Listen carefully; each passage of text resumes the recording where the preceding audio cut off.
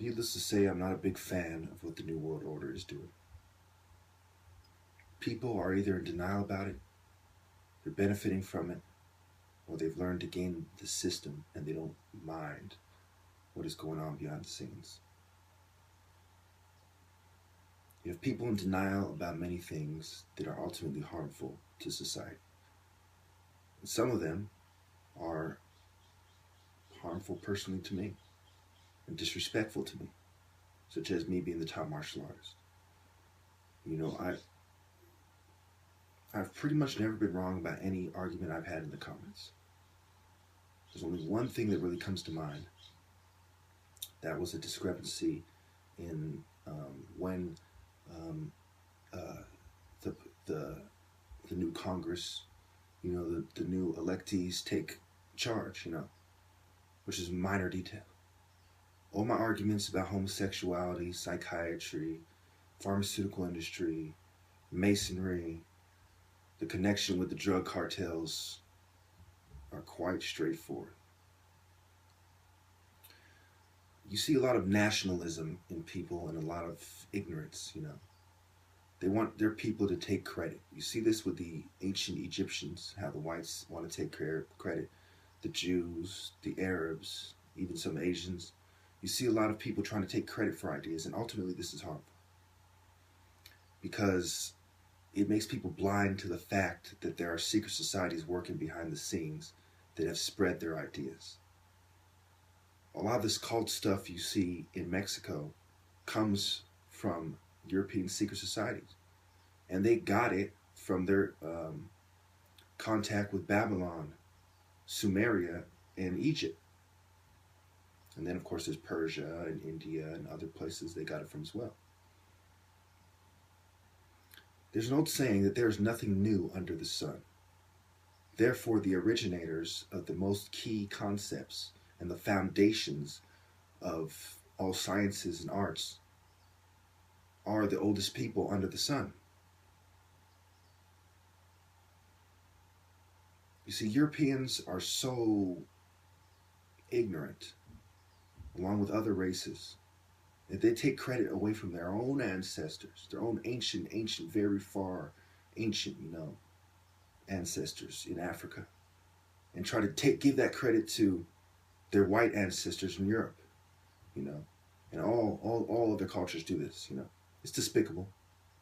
I'm half white myself, Do I have a reason to lie about Egypt? No. Do white people who are trying to convince you that they're the master race do? Of course they do. Of course they do, and that's what they're known for. Historically, they lie.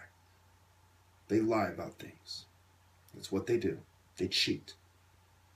How is someone such as myself who's worked so hard to gain his accomplishments in life going to respect the people that cheat?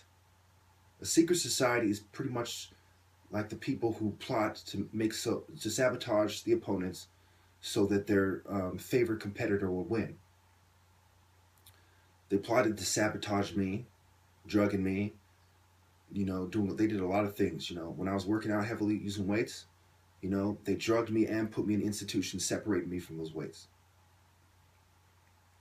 They kept me from being all that I could be, and I'm still the top martial artist in America. And ultimately, the deeper implications of African DNA and that accomplishment brings them to great shame. Because there are people that work out every day in the gym, that train martial arts every day, that never were force medicated, they were never put in an institution, they were never sabotaged the way I was, they never stressed out and constantly, they wasted my time in many different ways. They never had to go through any of that. Yet they cannot beat me still. So you have to understand, that I'm a great man, a great warrior, and they're trying to undermine that in your mind because of the stance that I've taken. And that stance is for God and for truth and for righteousness. You see, a religious person doesn't separate God, truth, and righteousness. He doesn't just say, well, I'm going to enforce God's will on people and I don't have to tell the truth or I don't have to be righteous. He tells the truth and he is righteous even when it makes him look bad. He tells the truth to a fault.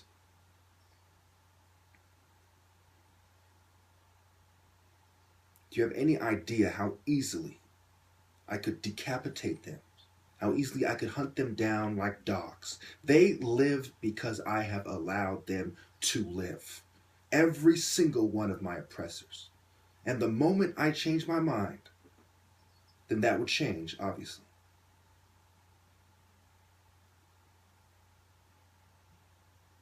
I spared them on Chike Day.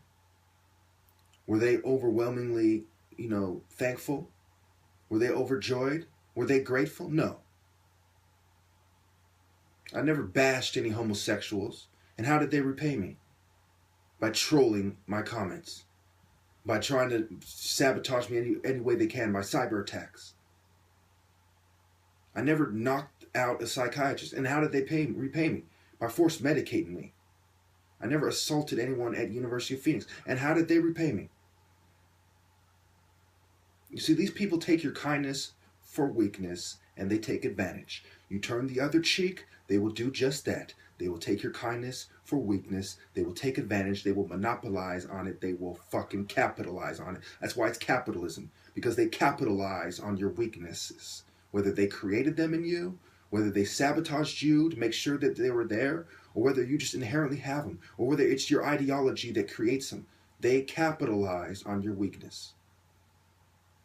And when they see a strong warrior like me standing up to them, they say, we need to show the world that we can even break him. But they have failed to do that.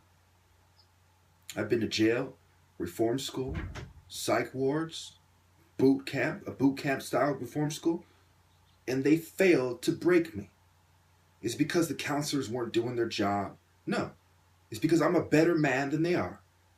And I'm more profoundly devout than the people who designed the system. I'm more willing to go to an extreme for my God than they are willing to go to an extreme for their greed. I'm more insightful than they are. You do not beat a master chess player by putting a rookie kid who never played chess before on the table opposite of him.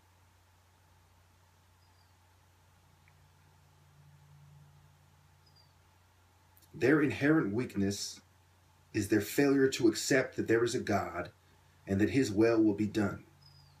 All you will do is petty, insignificant things that no one respects by cheating, and ultimately you will pay for it. God is there to make sure you pay in the afterlife, and to make sure that there are people such as myself who are created that will make sure you pay in this life as well.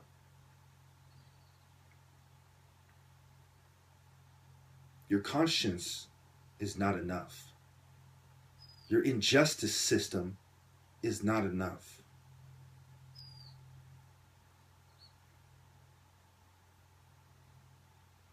In my time, I have met the most educated of men. I have met the most insightful. I have met the greatest warriors. I've been trained by great warriors. When all was said and done, I knew exactly what good qualities are, what respectable qualities are, and I knew exactly what despicable, deplorable qualities are. Your characteristics are that of scum. That is why I call you scum. It is not because you're poor. It is not because you're dirty. It's not because you have pimples on your face or something. It is because of your blackened soul.